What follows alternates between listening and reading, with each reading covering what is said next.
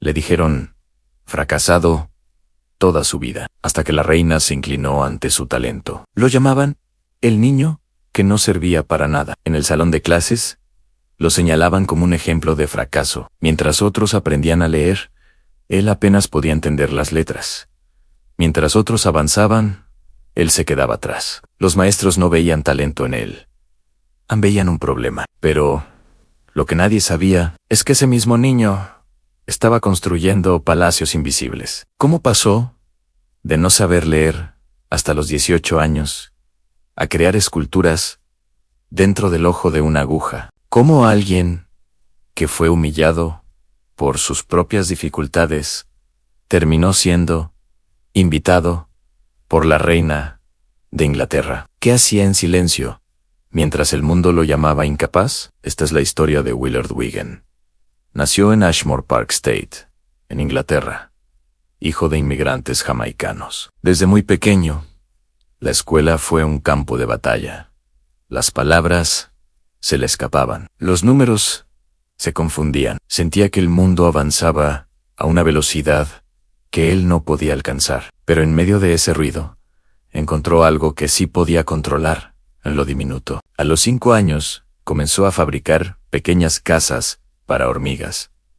No era un juego común. Observaba cada detalle con una concentración casi sobrenatural. Mientras otros niños corrían y gritaban, él se inclinaba sobre la tierra, creando muebles invisibles con el filo de la rasuradora de su padre. Donde otros veían tierra, él veía un reino, y sin saberlo, en ese silencio microscópico, estaba comenzando a construir su destino. Lo que parecía una distracción era, en realidad, refugio. Cada pared diminuta que levantaba era una respuesta al rechazo. Cada techo minúsculo era una promesa silenciosa de que algún día el mundo tendría que mirar más de cerca. Porque a veces, el talento más grande nace en los espacios más pequeños, y nadie estaba preparado para descubrirlo, a mucho menos. En la escuela, Willard no era visto como un niño diferente, era visto como un problema. Los maestros lo ponían de pie frente a la clase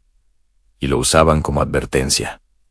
Si no estudian, terminarán como él. Esa frase se repetía como un eco que iba desgastando su autoestima. Cada risa de sus compañeros era una pequeña grieta más en su confianza. Intentaba concentrarse, pero las letras parecían moverse. Las palabras no tenían sentido. El aprendizaje tradicional simplemente no conectaba con su mente. Décadas después, a los 50 años, recibiría un diagnóstico de autismo. Pero en ese entonces, nadie hablaba de eso. Solo era el niño que no podía. Sin embargo, su madre veía algo distinto. Ella notaba cómo se aislaba en el jardín durante horas. Observaba su paciencia infinita. Veía cómo sus manos pequeñas trabajaban con precisión asombrosa. No entendía del todo qué estaba creando, pero sabía que ahí había algo especial. En lugar de obligarlo a encajar, lo animó a seguir creando. Y así comenzó su mundo secreto. Willard empezó a construir casas diminutas para hormigas. No simples montículos de tierra, sino estructuras detalladas. Les hacía camas, mesas, pequeñas escaleras. Con el filo de la rasuradora de su padre, cortaba fragmentos microscópicos de madera y materiales improvisados. Sus ojos se entrenaban para ver lo que otros pasaban por alto. Un día decidió que una simple casa no era suficiente. Construyó un palacio para la hormiga reina. Mientras en la escuela lo llamaban fracaso, en su mundo invisible era arquitecto, diseñador y creador absoluto. Cada detalle era perfecto. Cada pieza tenía intención. Aquella precisión extrema no era casualidad. Era una concentración profunda, casi meditativa, que bloqueaba el ruido exterior. La humillación pública contrastaba con su grandeza privada. Lo que nadie entendía era que ese niño que parecía distraído estaba desarrollando una habilidad extraordinaria a la capacidad de trabajar en lo casi imposible. Sus manos aprendían a no temblar. Su respiración se volvía lenta y controlada. Su mente encontraba calma en lo minúsculo. El dolor lo estaba moldeando. Y aunque todavía no sabía leer ni escribir correctamente, estaba aprendiendo algo mucho más poderoso, a transformar el rechazo En creación, an sin aplausos, sin reconocimiento, an solo, con fe silenciosa. Porque a veces, cuando el mundo te reduce, descubres que tu verdadera fuerza vive en lo invisible. El palacio para la hormiga reina no fue un simple juego infantil, fue una declaración silenciosa. Mientras otros niños soñaban con castillos imaginarios, Willard los construía, aunque nadie pudiera verlos. Pasaba horas inclinado sobre la tierra, conteniendo la respiración para no destruir lo que estaba creando. Había descubierto algo fundamental. Incluso el más leve movimiento podía arruinar horas de trabajo. Aprendió a controlar su pulso, a respirar entre latidos, a trabajar en los espacios donde casi nadie podía intervenir. Usando el filo de la rasuradora de su padre, cortaba fragmentos microscópicos con una precisión sorprendente para su edad. Sus dedos se convertían en herramientas delicadas, sus ojos en microscopios naturales. Cada detalle del palacio era una prueba de paciencia extrema. Pero mientras su talento crecía, su vida académica seguía siendo una lucha constante. Llegó a la adolescencia sin saber leer ni escribir correctamente. Las burlas no cesaban. La sensación de quedarse atrás lo perseguía todos los días. No fue hasta los 18 años que logró algo que para otros parecía simple: leer la hora en un reloj. Para muchos, eso habría sido motivo de vergüenza. Para él, fue una victoria. Lo que el sistema veía como incapacidad, en realidad era una mente que funcionaba de manera distinta. Su concentración no era superficial, era profunda. Tan profunda que podía aislar el mundo exterior mientras trabajaba en algo casi invisible. El palacio de la hormiga reina simbolizaba más que creatividad.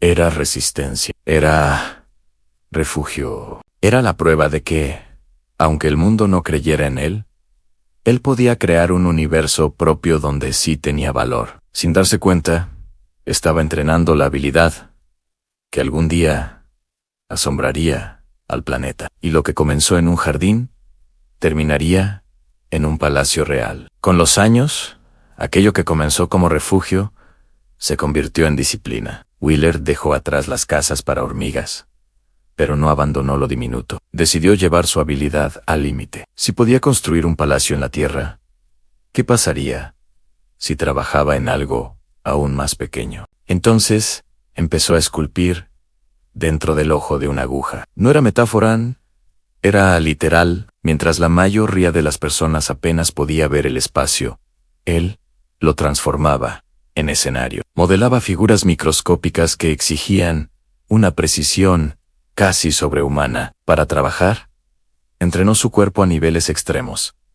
Debía reducir su ritmo cardíaco, controlar su respiración y esculpir entre latidos para evitar que el pulso arruinara la pieza. Cada obra era una batalla contra el movimiento. Cada escultura era una victoria contra el temblor. Su arte comenzó a llamar la atención. Lo que antes era invisible empezó a generar asombro. Las personas no podían creer que dentro de la cabeza de un alfiler existieran personajes, escenas, detalles perfectos. El niño que no sabía leer ahora hablaba a través de obras que obligaban al mundo a mirar más de cerca. Y entonces ocurrió lo impensable. Recibió una invitación oficial. La reina Isabel II quería conocer su trabajo. Aquel niño, que había sido señalado como fracaso escolar, estaba a punto de entrar en un palacio real, no como visitante común, sino como artista. Para esa ocasión, creó una pieza extraordinaria, una diminuta corona real colocada dentro del ojo de una aguja. Era su símbolo personal, de un jardín olvidado a la realeza. Cuando entregó la escultura, no solo estaba ofreciendo una obra de arte, estaba entregando la prueba de que el talento no siempre grita, a veces susurra. Y quien aprende a escuchar lo invisible puede descubrir grandeza donde otros solo ven limitaciones. Ese momento no borró el dolor del pasado, pero lo transformó, porque el niño que fue ridiculizado ahora era admirado. El que no encajaba ahora destacaba, y el que parecía destinado al fracaso acababa de demostrar que la verdadera medida del talento no está en lo que el mundo ve, sino en lo que uno decide construir en silencio. La historia de Willard no trata solo de arte. Trata de perspectiva. Durante años, el mundo lo miró desde lejos y lo etiquetó como insuficiente. Nadie se acercó lo suficiente para ver su verdadera capacidad. Y esa es la lección más poderosa. A veces el talento no es evidente a simple vista. Hay dones que necesitan silencio para crecer. Hay habilidades que no encajan en un salón de clases tradicional. Hay mentes que funcionan diferente, pero no peor. Willard no cambió quién era para agradar al mundo. No intentó convertirse en lo que otros esperaban. Se refugió en lo que amaba, perfeccionó su diferencia y convirtió su debilidad aparente en una fortaleza extraordinaria. El niño que no sabía leer hasta los 18 años terminó creando arte que obliga a millones a inclinarse y observar con atención. El pequeño constructor de palacios para hormigas terminó entregando una corona microscópica a una reina real. La moraleja es clara: no permitas que las etiquetas definan tu destino. Si hoy sientes que no encajas,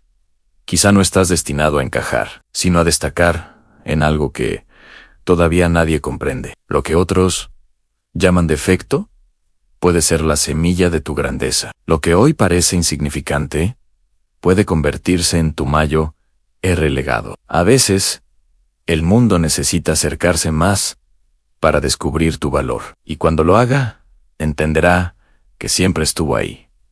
Esto fue Crónicas del Alma. Historias reales que dejan cicatriz. Si esta historia tocó tu corazón, compártela y suscríbete para no perderte ninguna de nuestras próximas crónicas. Gracias por acompañarnos.